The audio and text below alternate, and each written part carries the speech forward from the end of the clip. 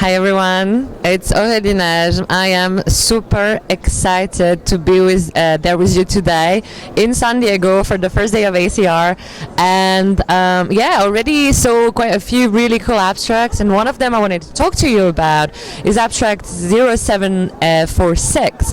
The reason why I thought it was cool is because I use ultrasound a lot in my practice, and I see a lot of PsA patients in my clinics, and I scan them, and I see a lot of patients that have very specific ultrasound features, and I've always been wondering how does that correlate with the clinical outcomes. And so these studies, the authors were really interested in trying to understand that, and so they recruited prospectively 135 patients, which is quite a consequent number when you think of all the different features they've been assessing with ultrasound. And so they've been looking at synovitis, enthesitis, tenosynovitis, peritendinitis. So you're going to ask me what's the difference between both? Well, actually, peritendinitis are those features that you see around the tendon when there's no tendon sheath. So it's pretty similar to tenosynovitis, but they also looked at new bone formation and erosions.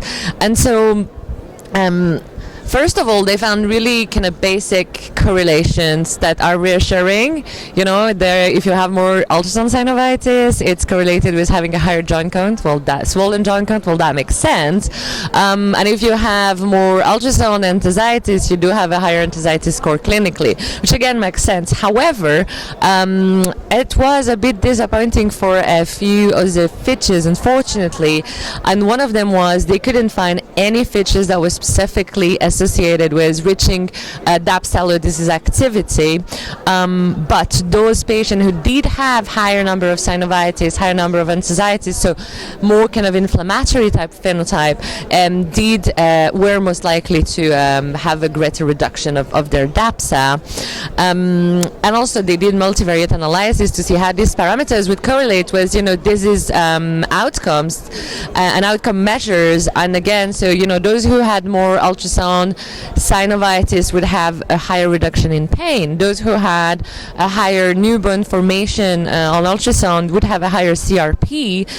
Those who had tenosynovitis or peritendinitis did have a higher reduction of swollen joint count.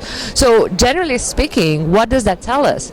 Well, it doesn't tell us much. I was really disappointed, because I thought I was going to figure it out, and I didn't. And I think, this is telling us a few things. First of all, either ultrasound, features do not help to define clinical phenotypes and predict disease course, or maybe we try to correlate them with outcome measures that are composite, and therefore, it's going to be really difficult to find a way to do that. So more research is needed to understand what these phenotypes are and how they correlate with disease outcome. This was Aurelie Najm from Glasgow, here in San Diego. Tune on rumnow.com for more content, and follow me on Twitter at Aurelie Najm.